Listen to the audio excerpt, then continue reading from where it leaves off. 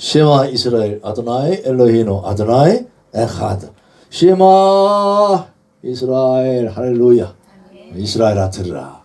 하나님의 말씀, 스가랴의 말씀을 공부하고 있습니다. 스가랴 선지자는 왜 공부하고 왜 유명하냐면 스가랴 선지자와 예수 그리스도를 뗄 수가 없기 때문에 죄를 제거하시는 속죄의 죽음에 대해서 예수 그리스도를 예표하는 그런 말씀이 기록되어 있고요. 또 싹이라고 우리가 표현했는데 뜨는 해라고 그랬죠. 돋는 해. 하나님 집의 건축자. 누가 건축할 것이냐. 하나님의 집을 성전 되시는 예수 그리스도.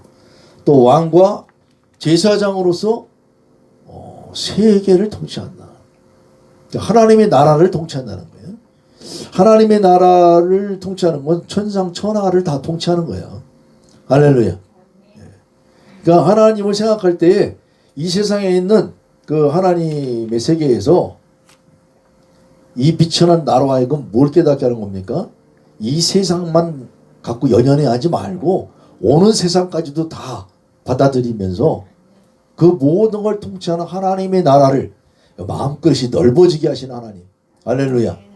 그 하나님의 통치, 전 우주적인 통치를 말씀하고 있는 걸 보게 됩니다. 그리고 이제 겸손의 나귀를 타고 오시는 예수 그리스도, 또 은 30에 팔리는 거, 이런 것들을 기록하고 있죠. 그리고 하나님의 신성, 찔리운 손, 그가 찢김을 받고 피를 흘려야 하고, 그리고 채찍질 당하는 목자, 내가 목자를 치리니 흩어지는데 하나님의 작은 자들에게는 하나님의 은혜가 임하게 되고, 이런 스가랴 선지자는 예수님의 그 일대기를 그대로 예표를 하고 있는 것을 보게 됩니다. 스가랴 6장 12절 말하여 이르기를 만군의 여호와께서 이같이 말씀하시되 보라 싹이라 이름하는 사람이 자기 곳에서 돋아나서 여호와의 전을 건축하리라. 여기는 그 구약학에 좀 깊이 있는 쪽으로 공부하게 되면 많은 것을 생각해 보게끔 해요. 싹이라고 하는 단어는 왜 싹이냐? 정말 싹이냐? 단어가. 또 자기 곳에서 돋아난다는 게 뭘 얘기하는 거냐? 자기 출신을 얘기하는 거냐? 자기 지파, 자기가 소속해 있는 지파를 얘기하는 것이냐? 또 여호와의 전을 건축하게 되는데 여호와의 성전을 누가 건축해? 왜 대제사장 여호수아가 건축을 하느냐? 원래는 스룹바벨이 건축해야 되는 게 아니냐? 스룹바벨이 이것을 다윗의 후손으로서 그 가문을 이어야 되는 게 아니냐? 뭐 이런 이야기들이 이제 여러 가지 그 학설들이 제기가 되고 있습니다. 그래서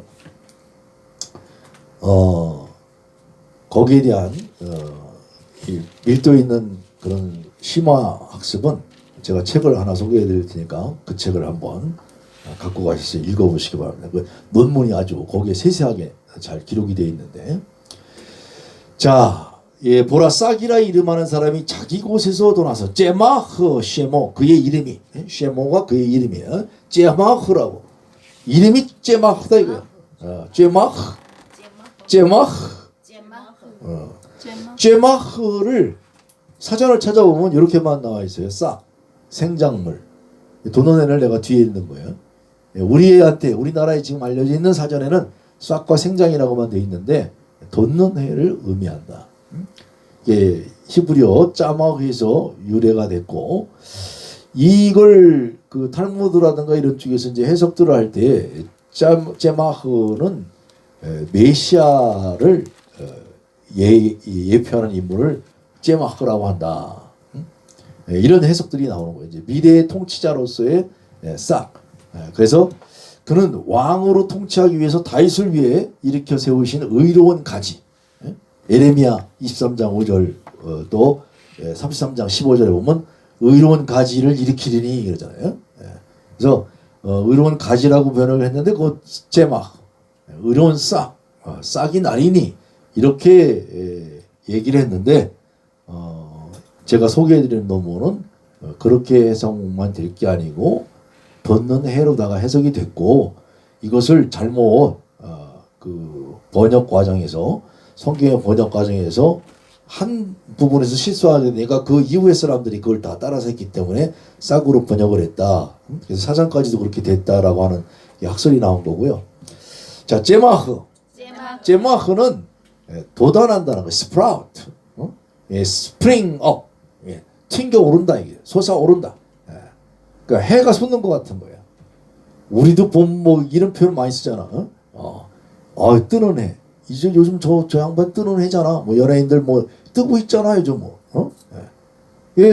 수면이 이렇게 있었다가 안 보였었는데 그동안 또 보일 듯 말 듯 했는데 딱 떠오르고 있다 이거야.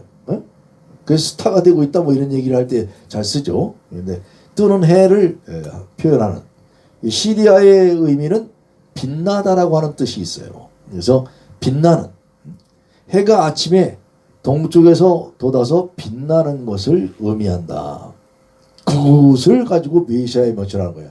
그 메시아가 어둠을 밝혀서 이제 모든 어둠이 지나가고 그리고 이제 빛의 세계가 확 펼쳐지는 메시아의 시대를 이야기하는 것이다. 그래서 70인역이라든가 불가타 역본, 페시타 역본은 돋는 해라고 표현을 했어요.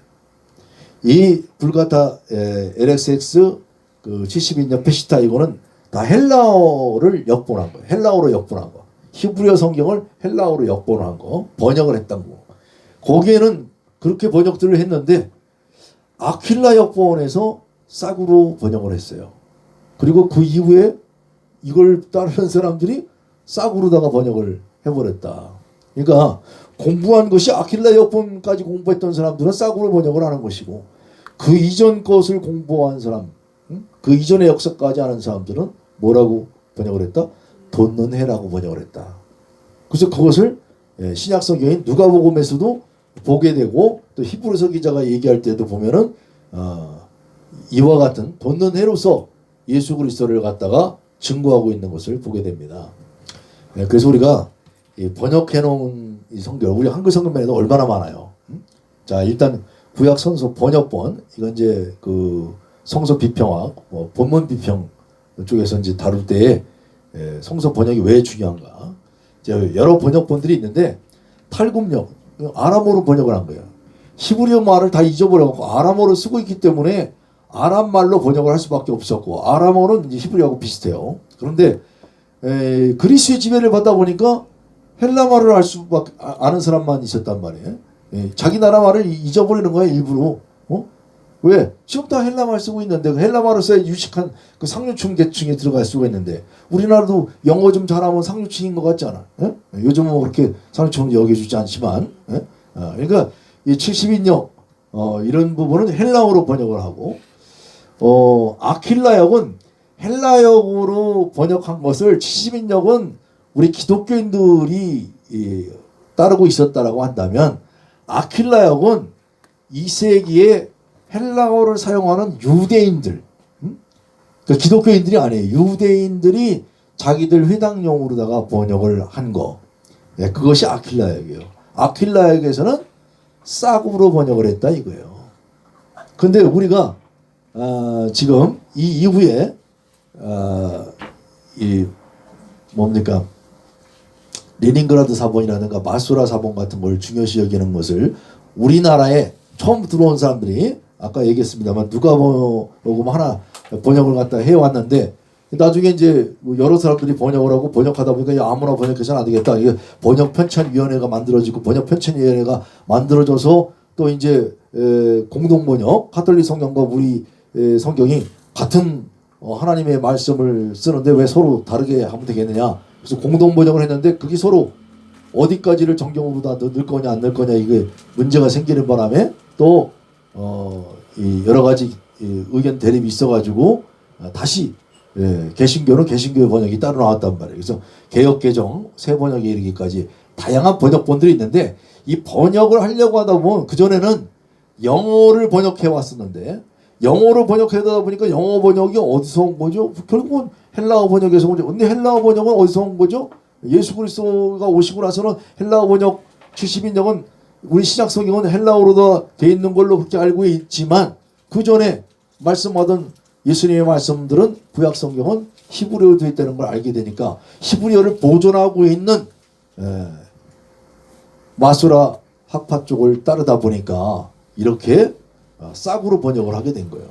그러니까 아킬라 역이라든가 이런 쪽부터 싹으로 번역을 했기 때문에 그것을 이야기하고 있고, 또 이제 그 논문을 한번 쭉 읽어보세요. 거기에 이제 중심 내용은 서기관들의 의도적 수정이다. 그래서 원래는 문맥상으로 이렇게 읽고 보면 여호수아 대제사장 여호수아가 아니라 오히려 스룹바벨이 그것을 전을 건축하리라 학계 선지자도 그렇게 요구했기 때문에 기록했기 때문에 스룹바벨이 이야기를 서기관들의 의도적 수정이라는 건 뭐냐면 이제 편찬하는 사람들이 자기들의 교파를 위해서 자기들의 교단을 위해서 오히려 거꾸로 예수 그리스도를 희석시키기 위해서 유대교니까 유대교의 사람들이 바꿔놓은 거 아니냐. 또 어쨌든 간에 이 교단 수정은 오늘날 여러 곳에서도 조금씩은 일어나고 있는 부분이에요. 예? 성경 번역 과정 중에서 어떻게 번역할 것인가 이 부분을 그런 것을 조금씩 달라지는데 신학적으로는 엄청난 것이 달라지는 거예요. 그 하나의 교단이 또 형성되는 거기 때문에.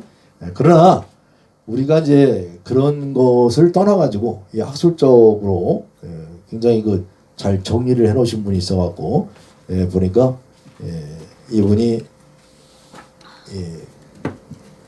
송우승이라는 분이에요. 그래서 이분이 아주 스가랴 본문 텍스트리에서 이렇게 깊게 연구를 갖다가 해놓으시고 책을 한번 소개해 드릴 테니까 가서 읽어보시기 바랍니다. 자, 여기 이제 얘기는 골자는 그거예요. 누가복음에 아까도 설명드렸습니다만은 제사장 사가랴가 세례 요한, 마침 이 사가랴가 우리가 지금 공부하는 스가랴, 이 스가랴에서 얘기한 그 돋는 해를 얘기하고 있는데 바로 이 아이여 네가 지금 기도 부신 이 선지자라 이 걸음을 받고 주 앞에 앞서가서 그 길을 준비하여. 그러니까 세례 요한은 그 길을 준비한 자, 오리라는 엘리야가 당신이 오십니까? 하고서 예수님께 묻는데 오리라가 한 엘리야는 누구야? 그 사역까지는 세례 요한까지다. 예수님이 말씀을 딱 정리해 주시죠. 자, 그 길을 준비하던 메시아의 길을 준비하던 예수 그리스도의 길을 준비하던 그 자가 뭘 알게 하는 거냐? 이는 우리 하나님의 긍휼으로 인함이라 이로써 돋는 해가 위로부터 우리에게 임하여. 하나님의 빛이 임해야 되는 거지. 떠오르는 해가 있어야 하나님의 해가 떠올라야 빛이 임하는 거지. 그래서 그 빛은 뭐냐? 어둠의 강경, 이 무지의 세계에 예수 그리스도께서 빛으로 오셔서 빛 대신 예수 그리스도의 말씀이 임하게 되니까 우리의 무지가 탄로가 나게 되는 거야. 그래서 우리가 무지가 벗겨지게 되는 거죠. 그걸 얘기할 때 바로 이러한 싹이 난다고 표현했던 것을 그 이전의 사람들은 돋는 해라고 분명히 번역을 해놨다라는 그 증거가 신약성경, 누가복음, 또 히브리서 이런 성경 속에 나오는 것을 보게 됩니다. 돋는 해가 누구냐? 대제사장 여호수아냐? 문맥상으로 스룹바벨 아니냐? 그러면 과연 그건 서기관들의 어떤 의도적인 수정이지 않겠는가? 근데 아무리 수정을 어떻게 했든 이게 기독교를 이 논리를 파괴하려고 했던 어떤 뜻이었던 간에 우리 기독교인들은 어떻게 생각합니까? 스룹바벨로 해석을 해도 예수님이 나오고 대제사장 여호수아로 해석을 해도 예수님이 나와야 돼. 여기 논리에 잘못 휘말리게 되면 다 따로따로 인물들이 돼요. 그래서 스룹바벨은 무엇을 상징하는가? 왕을 상징하기도 하지만 스룹바벨은 흩어진 나라들의 왕이야. 그 왕은 또 어떤 왕이냐? 다윗 유다 가문 쪽의 왕만이 아니라 예수님은 누가 왕이래? 너희가 왕이라고 그러잖아요. 왜? 예수님이 왕이니까. 왕과 함께하는 자들, 하늘의 천상 천하를 통치하신 그 왕을 통해서 모든 지상의 통치권들을 각자 맡겨준 우리 성도들 각 사람에게 주신 줄 믿습니다. 그런 문맥상으로는 스룹바벨 의도적인 수정 아니냐 이렇게들 얘기하고 면류관은 누가 쓰는 거냐? 왕 쓰는 건데 왜 제사장이 쓰는 관하고 이 왕이 쓰는 관하고 다른 단어를 분명히 쓰고 있는데 대제사장이 쓰는 관과 왕이 쓰는 면류관이 분명히 다른데 왜 이런 말씀이 기록되어 있느냐? 또 자기 곳에서 도달한다는 걸 어떻게 해석할 거냐? 자기가 있는 그 근원, 고향이라고 친다면 베들레헴이 될 건데 왜 베들레헴이 아니고 예루살렘이 해야 되며 이런 여러 가지 문제가 있잖아요. 그럼 다윗이 후손으로 오신 이가 예루살렘이 아니라 베들레헴에서 났다라고 한다면 그게 어떻게 수르바벨하고 연관이 될 수 있으며 뭐 이런 여러 가지 막 문제 제기들이 막 나온단 말이에요.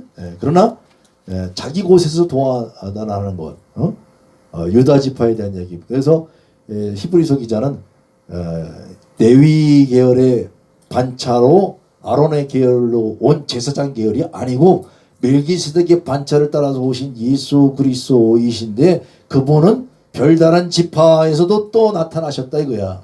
그러니까 제사장만 별다른 제사장이 아니라 지파도 별다른 지파인 바로 레위 가문이 아니라 유다 지파의 다윗 가문의 후손으로서 유다 지파에서 난 것이 분명하도다. 히브리서 기자가 그래서 이걸 모든 걸 해석을 이렇게 해내가고 있는 걸 보게 됩니다. 그것이 그런 해석이 괜히 나온 게 아니라 바로 제마흐를 어떻게 해석하느냐에 따라서 신약 성경이 이렇게 기록이 된 거구나.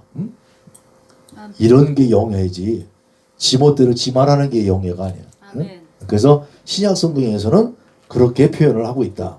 메시아는 별다른 제사장 멜기세덱의 반차로 왔고 유다로 쫓아나온 것이 분명하도다. 그래서 히브리서 기자가 정확하게 말씀을 하고 있고 스룹바벨 바벨에 뿌려진 씨로서 흩어진 하나님의 자녀를 모으는 예수 그리스도의 사역 왕으로서 선지자로서 대제사장으로서 메시아의 삼중직을 이루신 예수 그리스도를 이것이 본문이 정말 누가 변개를 했든 안 했든 어떻게 해석을 하든 간에 예수 그리스도를 뗄래야 뗄 수가 없게끔 하나님은 이렇게 기록이 되게끔 하셨다. 할렐루야.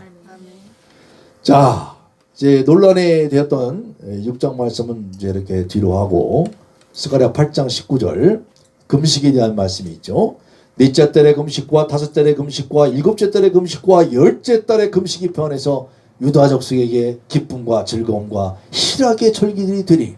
오직 너희는 진리와 화평을 사랑할지니라. 할렐루야. 쉽게 얘기하면 너는 먼저 그의 나라와 의를 구하라 그래요.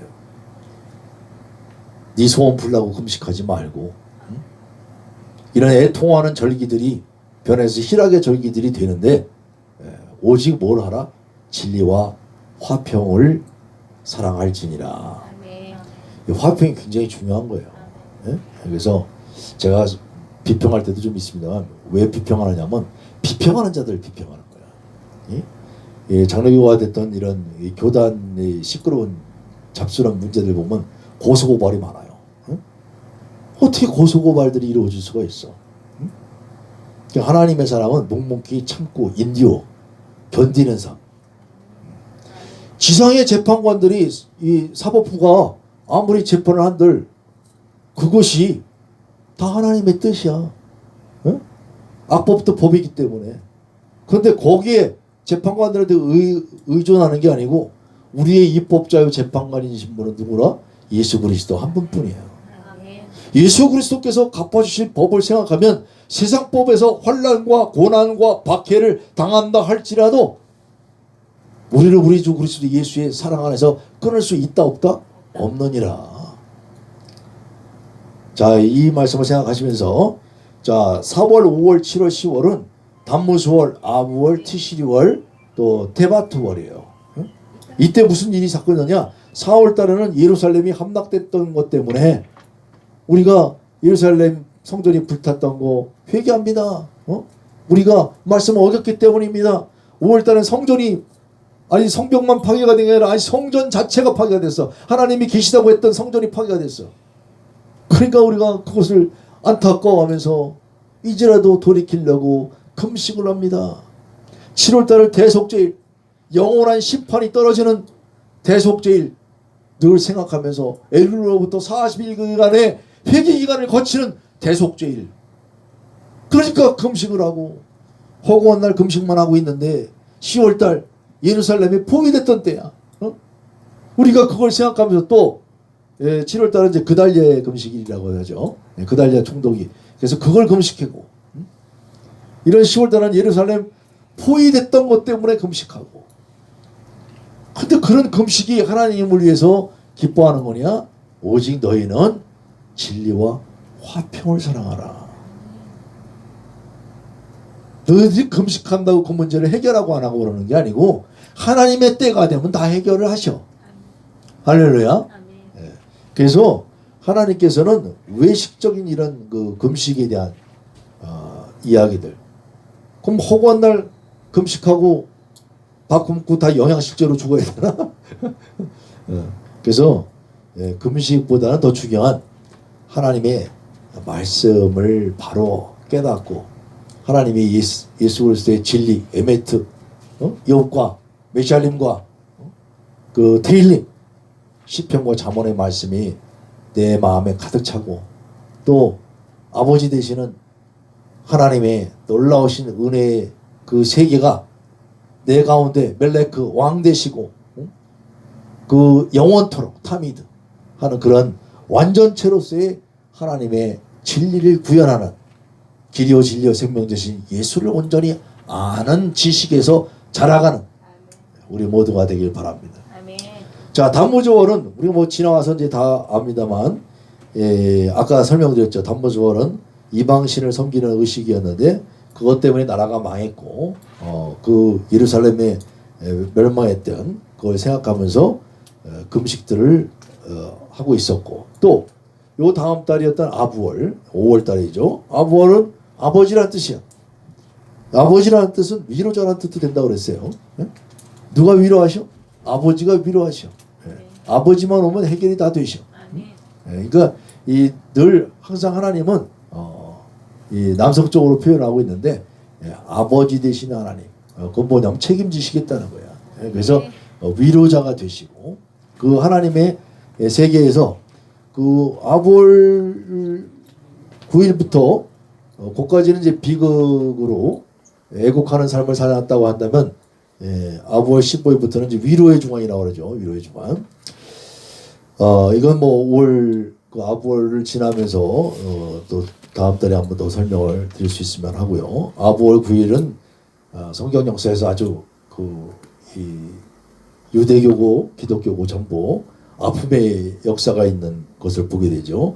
1차 성전이 파괴됐던 때도 아부월 9일, 2차 성전이 파괴가 됐던 것도 아부월 9일. 유대인들 같은 경우는 영국에서 유대인이 추방됐던 거, 프랑스에서 추방된 거, 스페인이 유대인 추방한 거, 또 아우슈비츠 민족 대학살이 있었던 그 유대교의 이 모든 것이 아부월 9일 날 끔찍한 역사가 있었던 걸 보게 됩니다.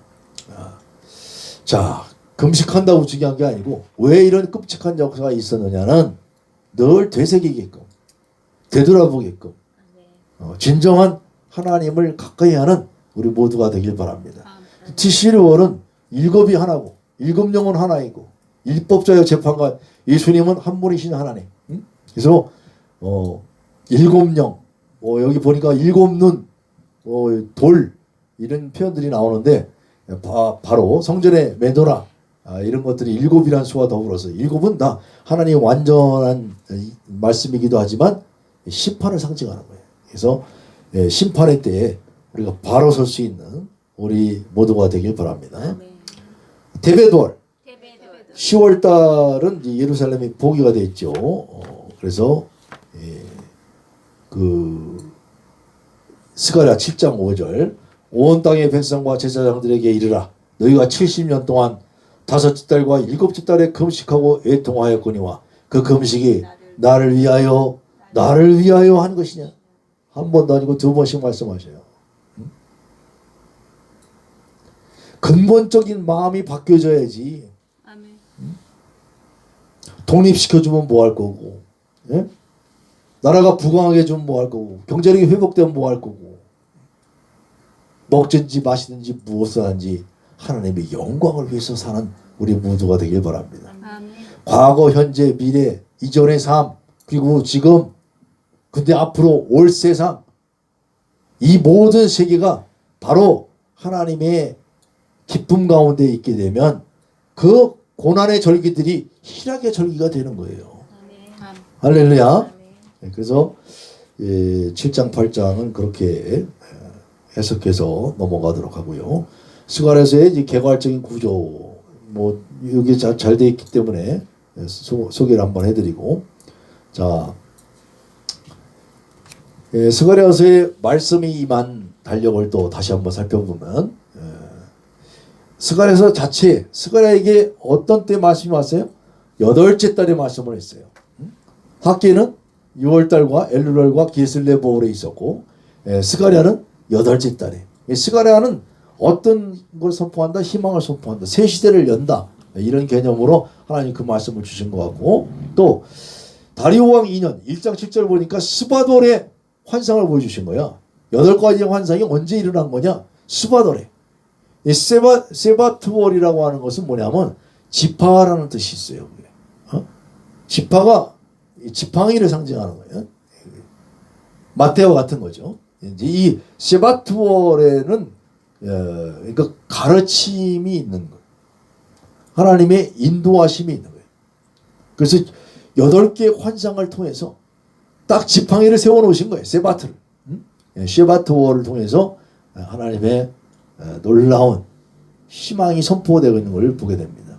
그리고 7장 금식 얘기는 기슬레볼. 가장 어둡고 절망적으로 금식하면서 하나님 목 놓아 울고 있는데, 정말 목 놓아 울부짖어야 것이 무엇이냐? 예수 그리스도를 위해서 울고 부르짖으라 이거예요. 응? 오늘날도 여전히 예수 그리스도를 십자가에 못 박기 위해서 예수 그리스도를 오욕에 예수님의 명예를 실추하는 이런 기독교인들이 되지 말고, 아멘. 예수님 때문에 나의 죄를 던져버리고 나의 죄를 십자가에 못 박을 수 있는, 아멘. 우리 모두의 삶이 되기를, 아멘. 예수님의 이름으로 축복합니다. 예, 스가랴에게 하나님의 말씀이 임했던 이 달력을 통해서도 우리가, 야, 하나님 달달이 말씀에 대한 세계를 열어주시는데, 성경에 기록된 이 말씀의 세계를 보면서 하나님의 달력이 주는 놀라운 또 은혜를 사모하고 생각하기를 원합니다. 아멘. 내용분에는 자세하게 논문을 드렸으니까 세세하게 읽어보고요. 성전, 쉽게 얘기하면 1장부터 6장까지는 성전 재건을 위한 격려의 말씀이다. 그러니까 이 암흑의 때에 걱정하지 마라.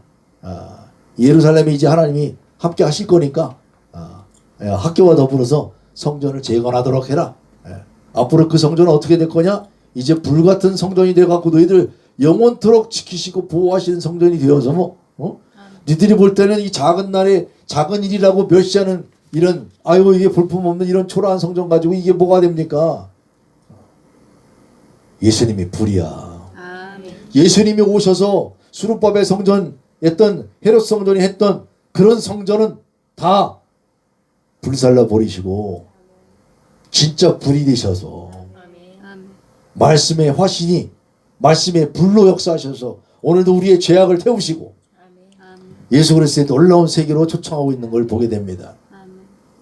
예수님의 말씀 안에 있는 곳에서 성전을 늘 사모하고 성전이 되어서 예수님을 온전히 만나는 우리 모두가 되길 바랍니다. 아멘. 7장 8장은 의의 실천에 대한 권면을 하고 있는 거예요. 의식이 중요한 게 아니고 진정한 누구를 위해 금식할 것이냐. 예수 그리스도를 위해서 금식할 수 있는 우리 모두가 되길 바랍니다. 예수 그리스도님 때문에, 예수님 때문에 좋아하는 TV도 끊고, 좋아하는 술도 끊고, 좋아하던 담배도 끊고, 좋아하던 탐욕질도 끊고, 좋아하던 여모할 것이 끊고, 다 이 삼라만상 모든 죄의 유혹들, 그 죄의 유혹 속으로 걸어 들어가지 말고 죄의 유혹으로부터 벗어나서 하나님께로 돌아가는 진정한 금식을 이루어서 진리와 화평을 이루는 우리 모두의 삶이 되기를 예수님의 이름으로 축복합니다. 메시아 왕국의 도래와 완성에 대한 예언이 9장부터 14장에 걸쳐서 이렇게 쭉 말씀하고 있는 걸 보게 됩니다. 나머지 정리된 내용은 하나씩 살펴보시고, 자, 스가랴서는 처음부터 얘기했듯이 신약에서 더 중요해요. 일은 한 번 정도 인용이 되었고요. 1장에서 8장까지만 31번, 9장부터 14장까지 40번. 대부분은 계시록에서 이제 발견이 되죠. 또 나머지 한번 쭉 읽어보겠습니다. 스가랴서는 기독교인들에게 특히 중요한 게 9장부터 14장까지 예수 그리스도의 순환이 기록되어 있다. 스가랴에서 나타난 예수 그리스도에 대한 예언을 보게 되면 돈논의 손싹, 종, 또 목자, 다스리는 왕, 제사장, 나귀 타고 입성하시는 예수 그리스도, 또 은삼신장에 팔리시는 내용, 십자가에 못 박히는 내용, 그리스도의 고난받는 내용, 십자가가 또 죄를 씻는 그런 셈이 되어서, 또 예루살렘의 애통과 회개하는 그리스도의 승천 후에 성령 충만 사도행전에 놀라운 부흥의 역사가 일어나는 끝도 없이 전개되는 하나님의 나라의 역사, 이 부흥의 세계, 그리스도 재림에 의한 심판, 그리고 영원한 하나님의 통치, 영원한 나라, 새 예루살렘에 관한 예언들이 이렇게 쭉 기록되어 있는 것을 보게 됩니다. 스가랴 선지서를 읽는 기독교인들, 우리 독자들은 나귀를 타고 의와 구원을 예루살렘으로 가져오시는 겸손한 모습을 가진 메시아적 왕에 의해서 완전한 구원의 시대가 시작되었다는 것을 금방 포착할 수 있습니다. 이 나귀를 타고 오신 예수님을 늘 생각해야 돼요. 우리는 자꾸 말 타고 나타나려고 그래요. 뭐 화성리에서 말 타고 나왔다라고 따그닥 말 타고 히히히 하고 뭐 이런 데서 뛰어내리고 이러는 걸 자꾸 생각하는데 말이 아닌 나귀를 타고 오신 예수 그리스도, 널 뭘 깨달으라고요? 우매함을 깨달으라는 거예요. 나귀는 겸손을 얘기하기도 하고 무지를 얘기하는 거예요. 오히려 하나님이 오시니까 겸손한 나귀도 들어 쓰셔서 말보다도 더 귀하게 쓰시고, 예루살렘에 입성하니까 호시아나, 여호와의 구원이 임한 것을 막 찬양하면서 어린아이들까지 나오고 예루살렘의 그 돌들까지도 다 소리질러 환영하듯이 하나님의 놀라운 그 세계는 겸손한 데 있는 줄 믿습니다. 그래서 늘 말씀 앞에 겸손할 수 있고 엎드릴 수 있는 우리 모두가 되길 바랍니다. 그래서 매를 맞은 목자, 창에 찔리고 배반을 당했던, 또 그러나 사람들 속에서 자신의 나라를 세우실 분, 바로 왕으로 오신 예수 그리스도이십니다. 오고 오는 세대에 앞으로 오시는 그날까지 예수 그리스도와 함께 예수님의 나라를 세워나가는, 예수님의 나라 속에서 든든히 성장해가는 우리 모두가 되길 바랍니다. 아멘. 핵심 요절 몇 개만 선포하고 강의를 맺도록 하겠습니다. 그러므로 너는 그들에게 말하기를, 만군의 여호와께서 이처럼 이르시되 너희는 내게로 돌아오라. 만군의 여호와의 말이니라. 그리하면 내가 너희에게로 돌아가리라. 만군의 여호와의 말이니라. 늘 만군 되시는 하나님, 유엔의 대표가 아니라 천상 천하를 주관하시고 온 우주를 다스리신 만왕의 왕 예수 그리스도를 생각합니다. 내가 다시 눈을 들어본 적 날아가는 두루마리가 있더라. 두루마리가 날아가야 합니다. 저주의 말씀이 내 속에 계속 간직되어 있지 말고 하나님의 온전한 말씀이 되어서 하나님이 임하게 되니까 악이 떠나야 되는 에바를 타고 가는 그 여인이 바로 온전한 그 시온의 영광의 회복이 하나님의 임재 가운데 있듯이 우리도 날마다 예수님의 임재 안에 살기를 원합니다. 시온에 따라 크게 기뻐할지어다. 예루살렘에 따라 즐거이 부를지어다. 보라, 내 왕이 내게 임하시나니 그는 공의로우시며 구원을 베푸시며 겸손하여서 나귀를 타시나니 낙이 작은 것 곧 낙이 새끼니라. 마지막 14장 9절 선포합니다. 여호와께서 천하의 왕이 되시리니 그날에는 여호와께서 홀로 한 분이실 것이요 그의 이름이 홀로 하나이실 것이라. 쉐와 이스라엘 아도나이 엘로히누 아도나이 에하드 베아부타 잇 아도나이 엘로헤이카 베콜 레바부카 부베콜 나푸시카 부베콜 메오데카. 이스라엘아 들으라.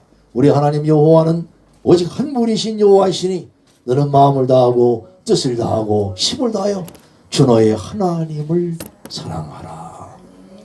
한나비 이또 베라카 베레크야 제카르야.